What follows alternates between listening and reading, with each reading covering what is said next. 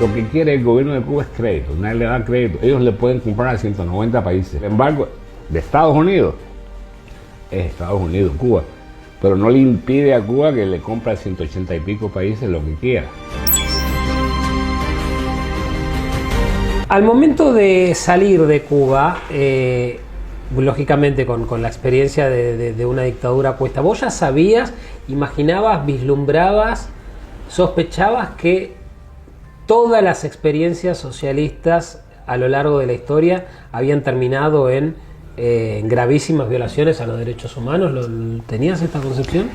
No, yo, uno en Cuba, sobre todo yo nací en el 57 y desde que triunfa la dictadura en el 59, eliminan todos los medios de radiodifusión y solamente hay un órgano de prensa con varios nombres, que es el Granma, Juventud Rebelde, ya que desde el mismo 60 eliminan todos los periódicos. Cuba era un país que tenía más periódicos en el hemisferio, más estaciones de radio, según las estadísticas. Sin embargo, desde que el sistema toma poder absoluto, ya como en el 60, elimina todos los medios y solamente estaban los controlados por el Partido Comunista de Cuba. Pero básicamente eran redactados o supervisadas su redacción por el Departamento de Orientación Revolucionaria del Partido Comunista de Cuba. Sin embargo, Cuba tiene esa proximidad a Estados Unidos, al sur de la Florida, hace que las estaciones de radio de Estados Unidos se escuchen abiertamente. En la época todavía el FM, yo te hablo de los 60 y 70, el FM es algo que más bien de la mediados de los 70, pero en Cuba la juventud toda escuchaba música, estaciones de radio de Estados Unidos. De hecho, a mi generación nos describen como la generación de la W, porque la estación de radio que más se escuchaba en La Habana en los 70 era la WQAM de Miami. Además estaba la Voz de las Américas y se escuchaban otras estaciones que entraban de Estados Unidos que el sistema trataba de interferir. Y al ser una isla, miraba mucho hacia afuera, obviamente, y esa mirada era hacia Estados Unidos. Por ejemplo, la cultura, la música que se escuchaba en Cuba a principios de los 60, fin de los 50, era el rock and roll. Era Elvis, era Bill Haley y los Cometas. La música popular cubana era más bien de las clases medias y bajas y para bailar y para fiesta, pero a nivel de escuchar música, la radio, la gente escuchaba muchas estaciones del norte. Sin embargo, cuando la revolución toma el poder, al poco tiempo, etiqueta la música tradicional cubana como música, como un rezago del pasado. Y configura, arma el concepto de la nueva trova, donde usa como representantes de ella Rodríguez, a Silvio, a Pablito y demás. En los años 60, en el 64 inclusive, hay una iniciativa liderada por Ernesto Guevara de la Serna, que son los campos, se llamaba UMAP, Unidades Militares de Ayuda a la Producción, donde a los homosexuales, prostitutas, testigos de Jehová, pastores evangélicos y cualquier otro que el sistema determinase elemento de ese afecto, tomaban y lo llevaban a estos campos de reeducación y le asignaban un reeducador, y hasta que no se considerase apto para reinsertarse en la sociedad, hasta que no se graduase de buen revolucionario, no salía. Entre ellos está Pablo Milanés, que estuvo en la UMAP. Tengo, por ejemplo, amigos personales, que Jorge Tablada, un doctor que era un tipo joven, médico, le iba bien, tenía un convertible, siempre andaba con 3 o 4 chicas en su auto, y lo acusan de vivir la dulce vida. Esa era la acusación. El tipo era un mujeriego, eso era todo. De que hablar correctamente el idioma castellano era un rezago de la burguesía. Tú tenías que referirte a las personas como compañeros. Si esa persona determinaba que tú calificabas bajo compañero, te reprochaba, devolvía el compañero, si no te decía ciudadano. O sea, si tú eras un individuo que tenías un dudoso antecedente burgués o una trayectoria política media dudosa, te reciprocaban con un ciudadano. Al cerrar todo, no había acceso a música física, o sea, tú podías a través de las estaciones de radio escuchar en los 60 a los Beatles, a los Rolling Stones, demás después fue evolucionando, pero conseguir un disco de pasta era como sacarse la lotería. Entonces solamente los hijos de ciertos funcionarios altos que viajaban conseguían una versión, y aquello tenía un costo, bueno, elevadísimo, y conseguir uno era dificilísimo, pero además que la policía en la calle estaban constantemente pidiendo a la gente, a los jóvenes, a todo el mundo un carnet de identidad, y si no lo tenías contigo te arrestaban. Y llevar el pelo largo o llevar un disco de pasta de esto de Queen o Led Zeppelin, eso era considerado diversionismo ideológico, por lo cual muchísima gente de mi generación estuvieron arrestados, juicio sumario, prisión domiciliaria. Diversionismo. Diversionismo ideológico. Hay una canción de la banda Porno para Ricardo, sí, que en su estribillo, a modo de protesta, dice: soy un diversionista. Bueno, o sea, es una palabra presente en la historia de ustedes. Bueno, el diversionismo ideológico fue un epíteto que se le otorgó para clasificar aquellos elementos que ellos consideraban no afines al sistema. Mayormente la década de 60 y 70 y 80, Gorky toma esto un poco ya y es un grupo de punk cubano que verdaderamente hizo una serie de canciones en denuncia a todo esto pero yo, por ejemplo, yo fui expulsado de la universidad bajo la categoría de diversionismo ideológico. Yo era un elemento desafecto.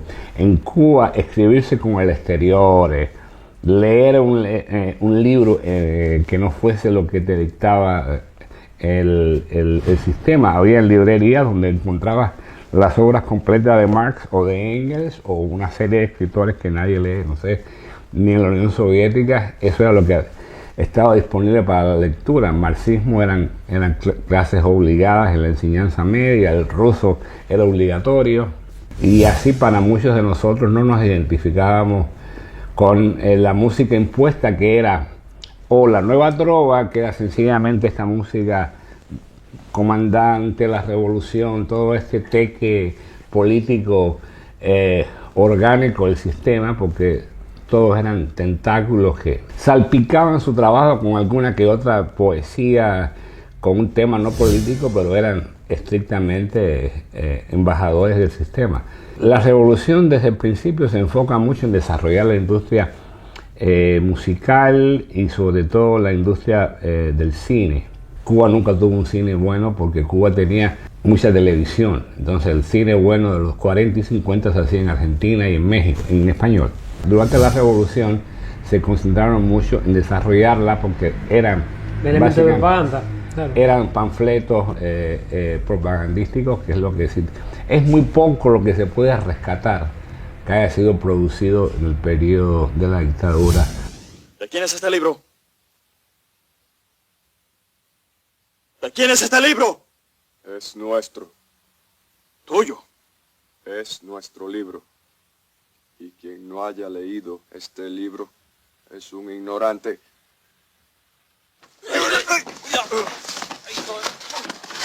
¡Viva la libertad! ¡Viva la revolución! ¡Cubanos! Fidel Castro vive, está en la sierra con muchos compañeros luchando. Yo salgo de Cuba en 1980 y esto fue la culminación por primera vez después de que toma el gobierno el poder, los cubanos que se van pueden regresar a Cuba.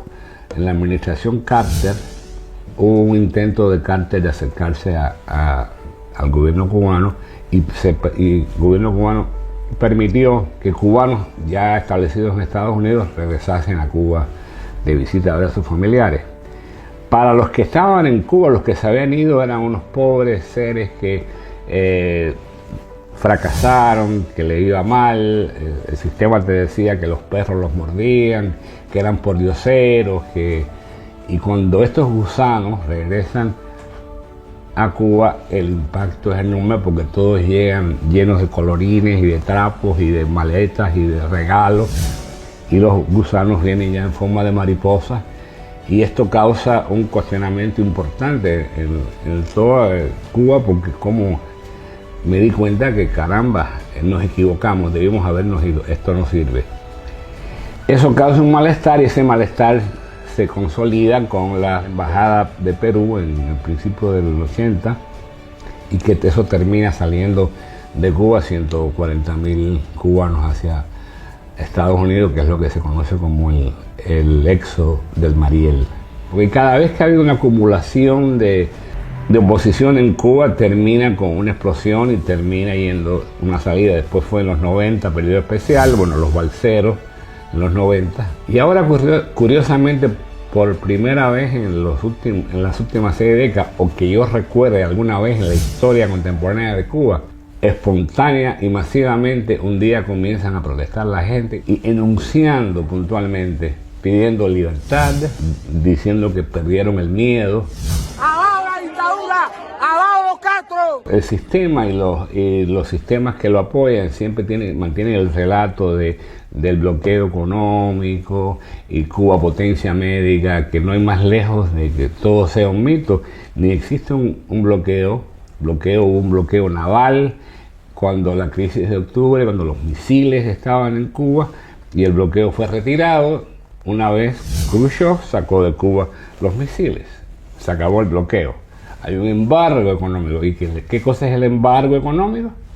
El embargo es una decisión soberana de Estados Unidos que decide no comercializar con Cuba hasta que Cuba no pague lo que confiscó. El gobierno arbitrariamente confiscó una serie de propiedades a estadounidenses y a cubanos que viven en Estados Unidos ahora, que una vez que ese gobierno decida pagar a las confiscaciones, entonces se va a negociar. Y todo lo que ellos hacen es sencillamente pidiendo, lo que quiere el gobierno de Cuba es crédito, nadie le da crédito. Ellos le pueden comprar a 190 países. No lo hacen porque el embargo de Estados Unidos es Estados Unidos, Cuba. Pero no le impide a Cuba que le compre a 180 y pico países lo que quiera. No solamente... A los amigos de Cuba, como Argentina, que le puede comprar. Bueno, pero puede... no aplica a Argentina. No solamente eso. ¿Tú crees que aquí quién concibe que el embargo afecte, o el bloqueo, afecte a lo que Cuba pueda comprar de China? Porque no tienen con qué comprar, Rusia. Porque no además tampoco tienen con qué pagar. Exacto.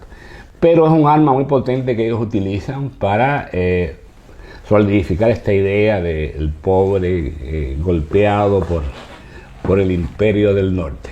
Terminó el mito de la Revolución Cubana. Ya se mantendrán 40 años más en el poder, pero ya para muy pocas personas no es más que una dictadura atroz.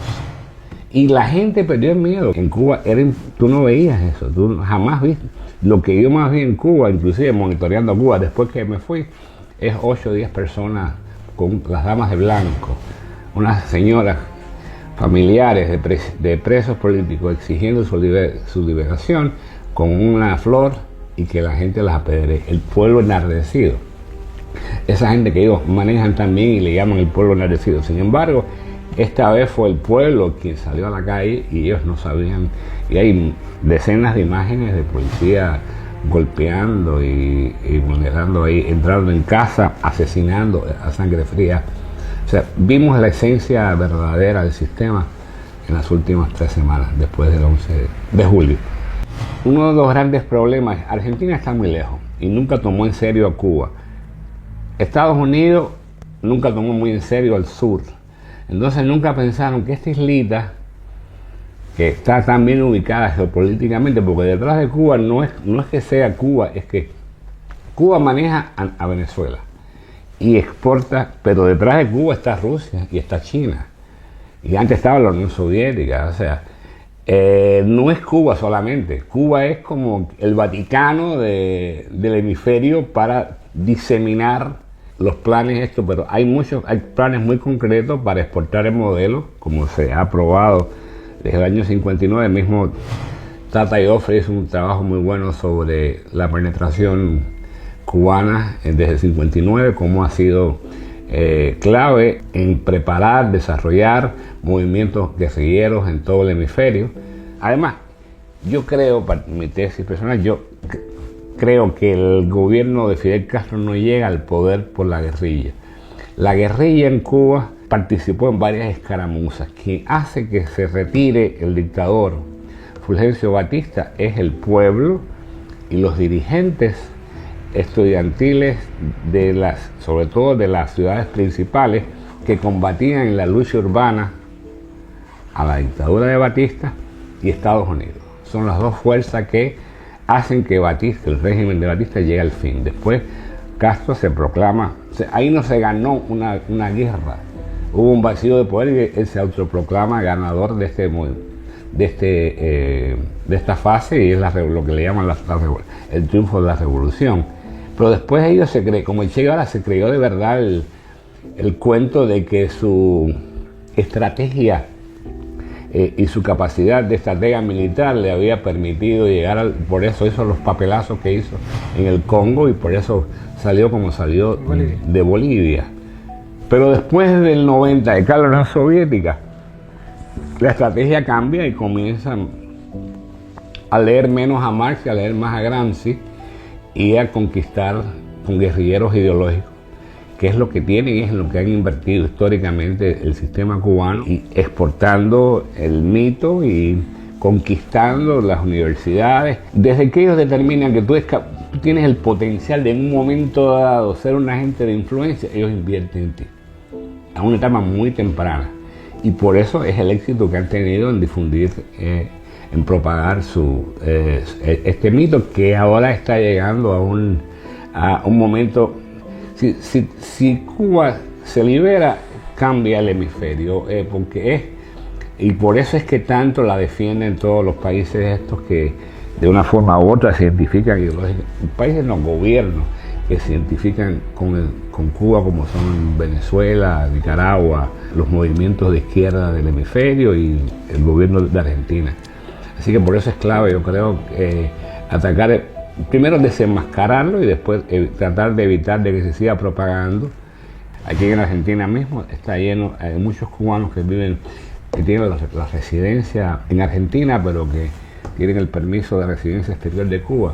Todos son funcionales al sistema, porque para renovar esa condición de tener el PRE, el consulado cubano les exige que participen en una serie de actividades políticas que ellos le indican. O sea que ni pueden expresarse libremente y son tentáculos funcionales del sistema. Los médicos igual, los capacitan ahí en cortos periodos y los mandan, los venden. Eso es esclavismo del siglo XXI. Los gobiernos cubanos le cobran al gobierno X $2.000 o $3.000 mensuales por ese médico, y le paga a ese médico $200 o $300. Y parte del pago lo hace en Cuba, en una cuenta que tiene acceso cuando regresa a Cuba. Y si ese médico no tiene una familia establecida, no puede viajar de Cuba. Y la familia queda en Cuba como rehén. O sea que tienes ahí un guerrillero ideológico totalmente controlado por el sistema. Además, yo creo el sistema médico de Cuba, yo creo que es uno de los peores del planeta. Hay un sistema armado al que tienen acceso ciertos turistas, y la élite del gobierno es aceptable, ni siquiera, pero en un país que no haya limonada y que los médicos tengan que manejar un taxi o acostarse con una extranjera para que le pague $4, no puede haber una medicina buena. Además, no hay recursos. Internet hay hace 2 años en Cuba, acceso al internet, que además vale como $20 más. Lo que consumiría más o menos una persona normal de internet en Argentina, en Cuba vale al mes $20 o $30. Y la gente gana al mes $20. Saca la cuenta cuánto de ello puede realmente consumir, o va a comer los $30 que le pagan, lo va a estar en internet. Además de que no tener acceso a decenas de miles de sitios que están bloqueados por el sistema. Tienen que usar VPN, pero no todo el mundo sabe lo que es una VPN, en fin. Yo pondría en duda la capacidad profesional de un médico que Cuba me envíe. Cuando menos le haría que pase un board de un examen médico a ver su capacidad. Pero son gente que el gobierno capacita fugazmente y les llama médico y los los vende a países como lo hizo con Brasil, que además es un renglón importantísimo de entrada económica para el sistema. Representa unos cuantos, como 4 o 5 mil millones anuales. En Cuba se mantiene gracias a los guerrilleros ideológicos de la medicina y a las remesas de Estados Unidos. Bueno, la existencia de esas remesas son la muestra más clara que no hay bloqueo, ¿no? El bloqueo no existe, no hay embargo. El embargo además no aplica a medicinas ni a comida. Además, Cuba hoy en día le compra a Estados Unidos 200 millones de dólares mensuales en comida. Hoy. Todo el pollo casi que se come en Cuba viene de Estados Unidos. Estados Unidos es como el 6º socio comercial de Cuba hoy en día. El embargo no aplica a medicinas o a alimentos. La diferencia es que Cuba tiene que pagar en efectivo. Además, ¿qué persona, qué entidad, qué país del planeta le va a facilitar crédito a un gobierno que le confiscó y le debe? Para mostrarlo, ilustrarlo, Argentina es acreedor de Cuba. Entonces, imagínate cómo será que la deuda externa de los cubanos es con Argentina. Y esa deuda mayormente viene precisamente de uno de los que fue envió más cosas a Cuba en apoyo en cambio por el apoyo de Cuba en ciertas, fue Videla. La Argentina de Videla estuvo muy cerca de Fidel Castro y económicamente yo recuerdo cuando llegaron los Ford Falcon aquellos y los Chevrolet Chevy que venían de Argentina, que todavía esa deuda está abierta. ¿Cuánto apoyó Cuba a la Junta Militar Argentina en las Naciones Unidas en las votaciones? Eso es que la gente escucha lo que quiere escuchar y la memoria histórica es algo que no tenemos, y cuando uno toca el tema, o sea, yo veo una gente por la calle con una remera del Che Guevara, a mí me da pena, me da lástima, digo, pero qué imbéciles. O sea, si te estás atraído sexualmente porque te gustaba el Che, porque era, bueno, ya es otro tema, pero ese tipo fue un asesino que sumariamente ejecutó a decenas de personas, mató, fue un homófobo total, fue clave en el desarrollo de los campos de concentración para homosexuales en Cuba. ¿Qué tú rescatas de él? No sé. En el caso de mi generación, muchos de ellos tuvieron esos ideales y no quieren aceptar que se equivocaron y ahora lo siguen defendiendo. Y para los jóvenes es muy instagramable todo esto de Cuba y las fotos y los pelos y la Habana, los carros pintaditos de rosado y de azul, luce bien en Instagram y por eso no. Pero ahora que no tiene, ahora con la pandemia todo cambió, entonces veremos hacia dónde nos dirigimos, porque ya no tienen turismo, las remesas han bajado enormemente y la percepción de que Cuba, de que el sistema castrista es una dictadura atroz, es algo que ya casi todos perciben. Casi, muchos. Y el que no la percibe así tiene intereses mayores o puntuales. Ya no es por ignorancia, y me parece que se insiste en no querer ver lo que está pasando, hay un interés mayor. Este grupo de gente, 10.000 personas, primero entra un colectivo a la fuerza, muere un policía en el intento de entrada en la embajada de Perú, creo que fue en marzo-abril del 80. Eso causa que se metieran los que venían en el colectivo y entraron unas cuantas gente.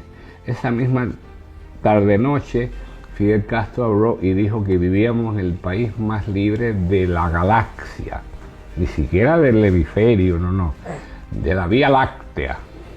¿Qué pasó? Que de las 8 de la noche de ese día al otro día por la mañana entraron en la embajada de Perú 10.000 personas.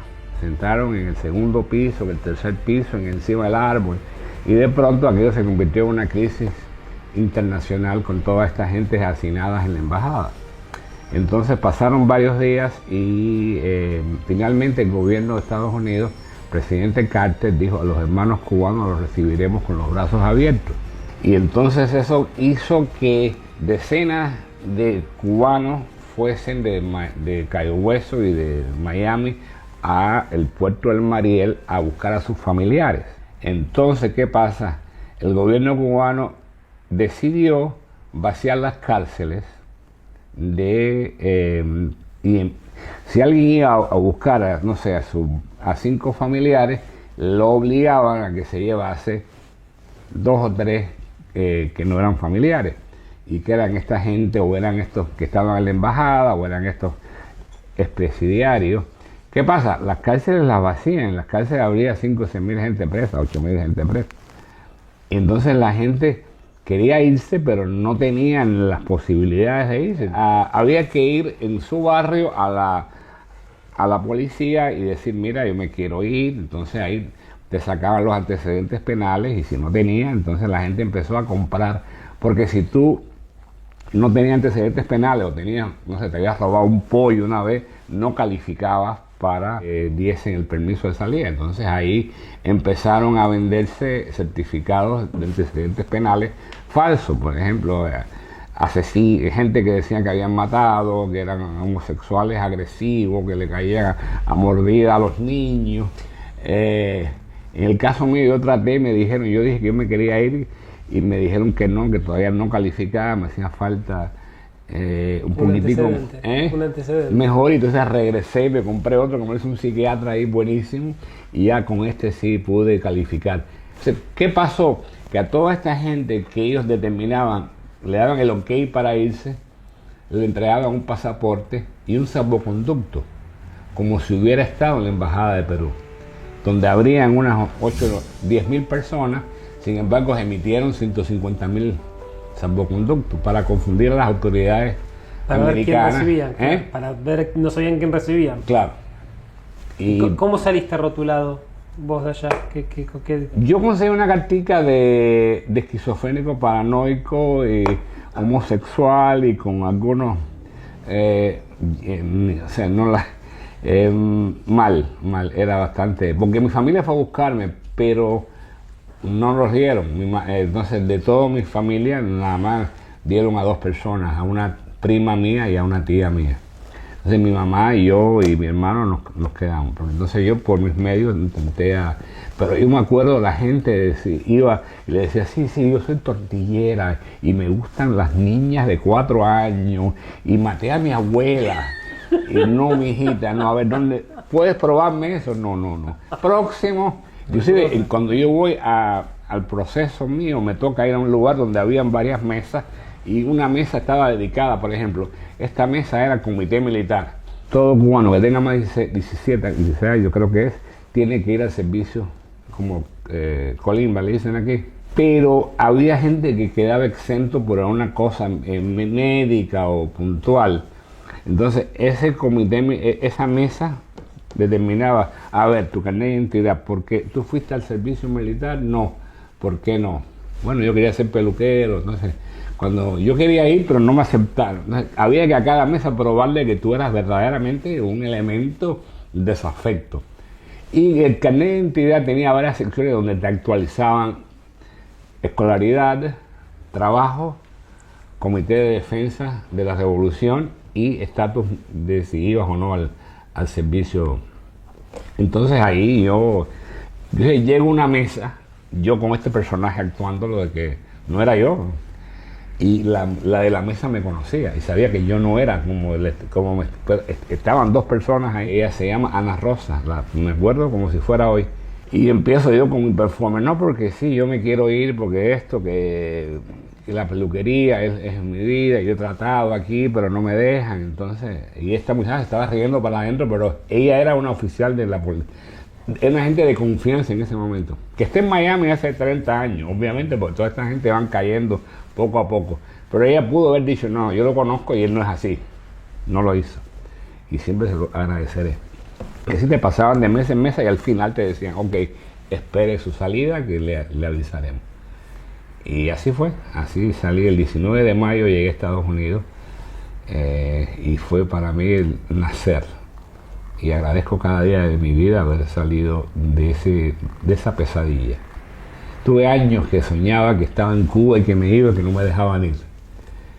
Y después fui en los 90 varias veces y al otro día me paraban en las ventanas a mirar si venía a buscarme ya, porque uno le queda, inclusive cada vez que pasan cosas en mi vida, yo me remonto a esa fase de la vida donde estábamos perseguidos, cualquier cosa te costaba una cárcel, pero la Cuba que yo conocí no existe. Inclusive ya yo conozco una Cuba intermedia, que ya intermedia tampoco, en sí. decadencia, sin embargo, y de cierta forma ahí viene, yo la Cuba que recuerdo de la infancia, yo la conecto cuando vengo a Buenos Aires. De cierta forma Buenos Aires me dio un poco esa Habana de los 50, que esa desaparece en Cuba en el 68, con lo que se llamó la ofensiva revolucionaria, donde el gobierno ya confisca todas las propiedades, o sea, el limpiabota, el que vendía verdura al chino de la cuadra, eso quedó, porque primero eran las transnacionales,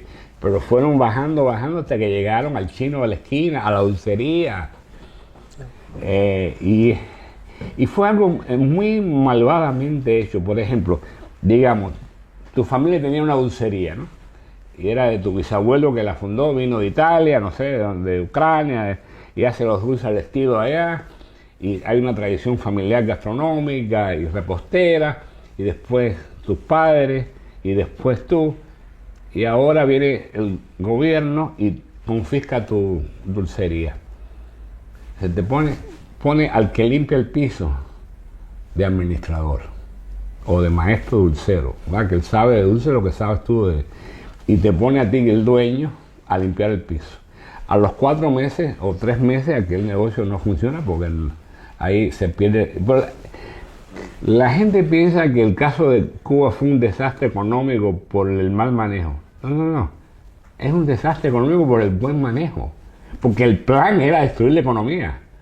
No es que no funcione porque lo que tratan no funciona. No. Es que ellos calcularon fríamente cómo podemos destruir la economía, porque para gobernar hace falta destruirla, y es lo que hicieron con 6 décadas. Pero eso quedó ya destruido en los 70, ya no quedaba nada de los negocios. Que Cuba era un país que tenía una clase media muy grande per cápita en el hemisferio, y la gente vivía bastante bien, viajaba. Nada más la cantidad de automóviles que tú ves hoy en La Habana de los 50, te das cuenta que en una isla de 6 millones hay algo que estaba pasando bien. Indudablemente había habido un proceso, una interrupción democrática, hubo una dictadura, Fulgencio Batista interrumpió el poder. Era autoritario, pero no totalitario. El Partido Comunista existía en Cuba y otra decena de partidos. Habían 40 estaciones de radio, de televisión, había una oposición, había un Fidel Castro que se atreve a atacar un cuartel Moncada, asesinar un grupo de militares e irse a la cárcel 2 años. ¿Por qué? Porque estaba casado con la hija de uno de los senadores más importantes, que era Rafael Díaz Balart.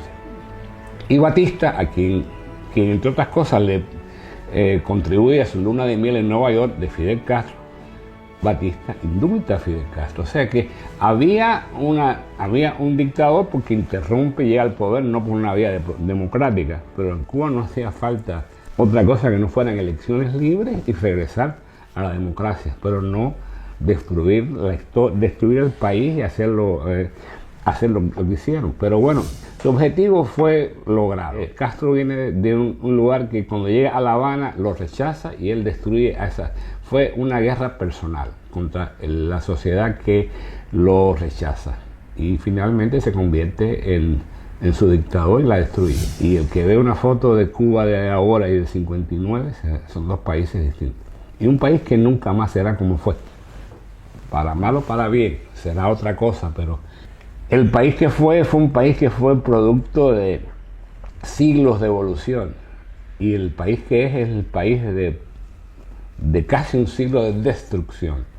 ¿Cómo recordás los primeros días en Estados Unidos? ¿Qué cosas te abrían la cabeza?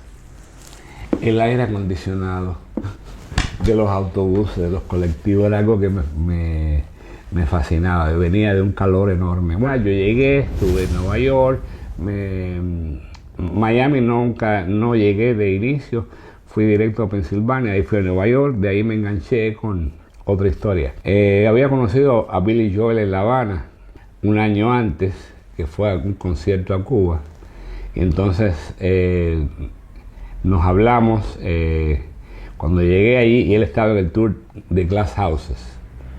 Entonces yo no tenía nada que hacer, tenía un papel que decía Employment Authorized, o sea, podía trabajar.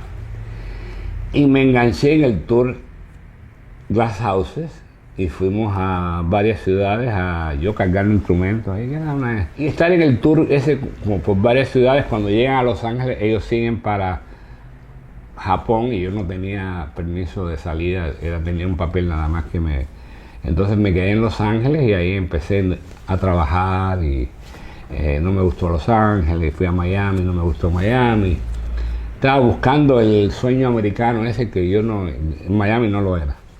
En Nueva York un poco, después fui a Miami otra vez y después me fui a España y viví un par de años y viví en Israel y regresé a España y cuando se me acabó los 4 pesos que tenía, me quedaban $30, vine para Nueva York y doy por terminado el long weekend. Regresé a la universidad, hice una maestría, daba clases, pero no me gustaba eso y me gustaba la publicidad, el marketing y trabajé en agencia de publicidad y después comencé a trabajar en NBC Universal y Telemundo y trabajé 25 años y hasta que llegamos al año pasado.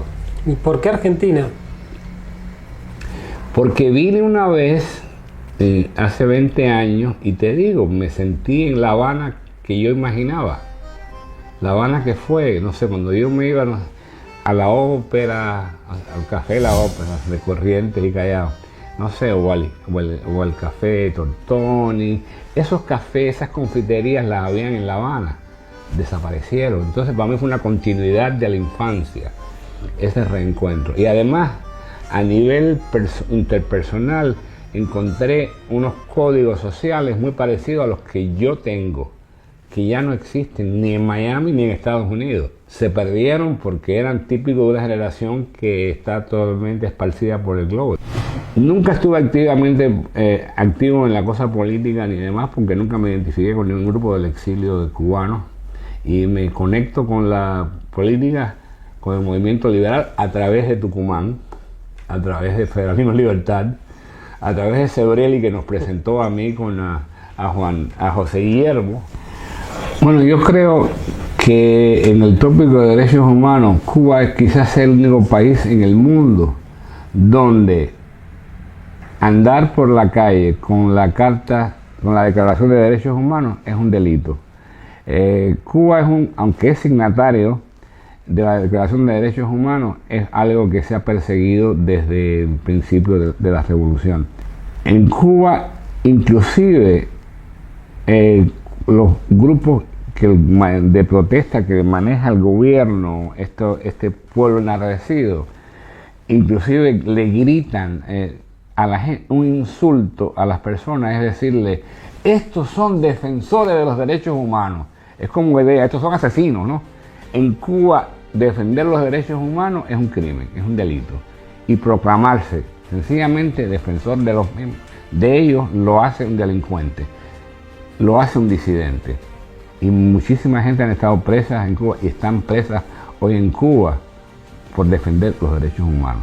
Por el mero hecho de andar con un cartel, arrestaron a Luis Robles, un chico, en el mes de noviembre y diciembre del 2020, por el cual todavía está preso.